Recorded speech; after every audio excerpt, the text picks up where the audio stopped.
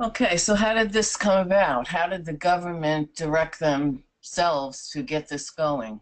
Well, they have a series of instructions in a DODI, or Department of Defense instructions, and this particular instruction, 8320.04, was created to establish the policy and assign responsibilities, very important, for the process of uniquely identifying the tangible personal property and what attributes are required.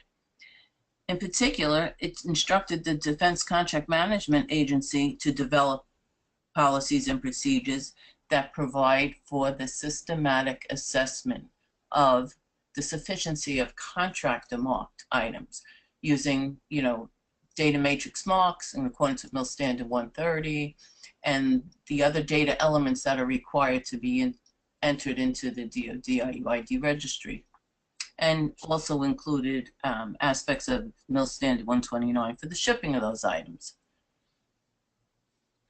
There's a table in there, and it's a big table, but some of the items I think of interest to you, which are included, are items identified in a serialized item management program, which is per another instruction, 415119, and then those items of tooling and test equipment, which are subject to serialized item management, and that they must be planned for, which is important because we're supposed to know up front what items are going to be part of a life cycle planning event and include the preservation and storage of tooling that are associated with major defense programs through the end of the service life and the weapon service life, which means after production. So it's telling them, make sure that you have processes in place, Mr. Government, make sure you're doing what you're supposed to do, and therefore make sure you're testing it, which would then include are your contractors or subcontractors doing the same thing. It also requires that the parent of an item was a UII, and thus requires that the unique management in accordance with subpart 7003 of the DFARS and that instruction. The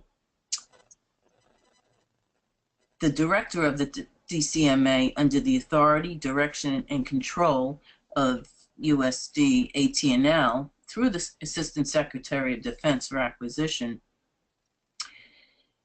must make sure that those policies and procedure are written, implemented, and ready to go, and that those audits happen and that they're reported up through the organizational levels and the components. They're also going to be testing for those operational requirements, which includes registering those UIIs on contract delivery. The information is actually in the central repository, as Pete mentioned, that is now the master data source for the items, and that GFP is reported and that government assigned serial numbers are utilized as instructed in contracts. So it's very important now for the government to be doing their instruction and therefore complying with their requirements, which then will come down to TESTA. Another interesting thing that came about just recently in July, Brian Sykes, who's the CPA for the Office of the Undersecretary of Defense for FIAR, he presented to the GFP working group a presentation entitled DoD Audit GFP Considerations. And within that, he provided some expectations of contractors. The message was open the doors when asked. There should be reasonable notification, and that notification can be 10 business days, where in the past we've been used to 30 business days notification. They're saying it can be done in 10. I don't know that it's been issued that way yet, but that was his message.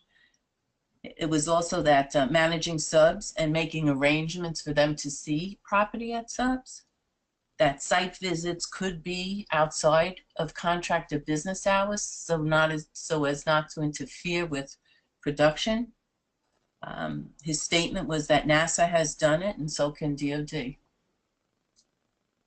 Also, his second part of that message was to communicate. And they're saying that OSD will communicate through the Federal Register a notice of DoD and auditor expectations. I don't know when that will be issued, but that should be forthcoming, and I'm sure we'll hear that from our counterparts within the government organizations. The key is that audit support should be the new norm for DoD contractors. I think we do support audits as required. The new norm in 10 days might be a little difficult. We'll see how that comes to pass. And the guidance is that we can expect more from contracting offices, the contracting offices reps, and the DCMA reps. So I think they're really they're digging their feet in. They are getting ready, and they're set to implement and look at all aspects of our systems, probably in a new light based on what they're giving to do.